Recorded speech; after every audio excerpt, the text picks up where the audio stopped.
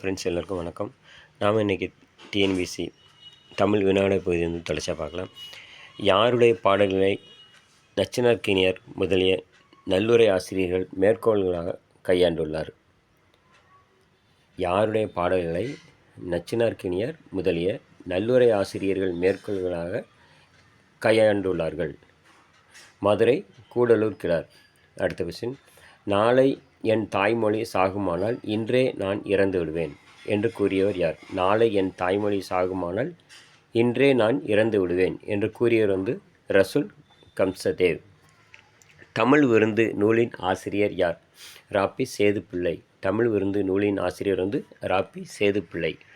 தனி ஒருவனுக்கு உணவு இல்லை எனில் இச்சகத்தினை அழித்திடுவோம் என்று கூறியவர் யார்? பாரதியார். தனி ஒருவனுக்கு உணவில்லை எனில் இச்சகத்தினை அழுத்திடுவோம் என்று கூறியவர் பாரதியார்.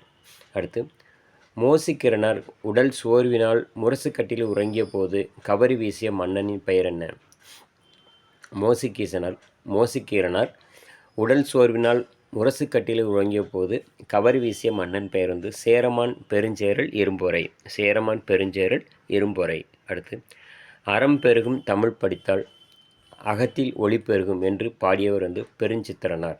அறம் பெருகும் தமிழ் படித்தல் அகத்தில் ஒளி பெருகும் என்று பாடியவர் பெருஞ்சித்திரனார். அடுத்து, பெண்ணை பேயென பேசி அழைச்சது அந்த காலம் என்று பாடியவர் உடுமலை நாராயணகவி. பெண்ணை பேயென பேசி அழைச்சது அந்த காலம் என்று பாடியவர் உடுமலை நாராயணகவி. ஓடும் சுழி சுத்தம் உண்டாகும் துண்ணுளரிச்சலாடும் பரவியாய் தலை சாய்க்கும் என்று பாடலை பாடியவர் காலமிகப்புலவர். ஓடும் சுழி சுத்தம் உண்டாகும் துண்ணலரிச்சாடும் பரிவாய் தலை சாய்க்கும் என்று பாடலை பாடியவர் காலமிகப்புலவர். அடுத்து, திருவிக அவர்களின் காலம் எது? 26/8/1883 முதல் 17/9/1953 வரை. திருவிக அவர்களின் காலம் 26/8/1883 முதல் 17/9/1953 வரை.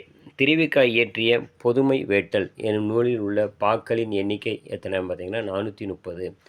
திருவிக இயற்றிய பொதுமை வேட்டல் எனும் நூலில் உள்ள பாக்களின் எண்ணிக்கை 430. அடுத்து, கலைகளின் புகலிடம் என அழைக்கப்படுவது எது?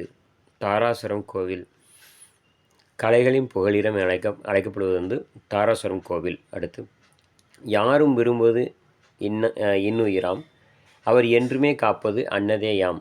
யாரும் விரும்புவது இன்னுயிராம் அவர் என்றுமே காப்பது அன்னதேயாம் என்ற பாடலை இயற்றுவது கவிமணி. அடுத்து, தனிப்பாடல் என்ற நூலை தொகுத்தவர் சந்திரசேகர கவிராச பண்டிதர். தனிப்பாடல் என்ற நூலை தொகுத்து வழங்கியவர் சந்திரசேகர கவிராச பண்டிதர். அடுத்து, காந்தியடிகள் எந்த பெரியவரின் அடிநிழலில் இருந்து தமிழ் கற்க வேண்டும் என்று விரும்பினார்? காந்தியடிகள் எந்த பெரியவரின் அடிநிழலில் இருந்து தமிழ் கற்க வேண்டும் என்று விரும்பினார்? உவேசா அவர்களின் அடிநிலையில் இருந்து தமிழ் கற்க வேண்டும் விரும்பினார்.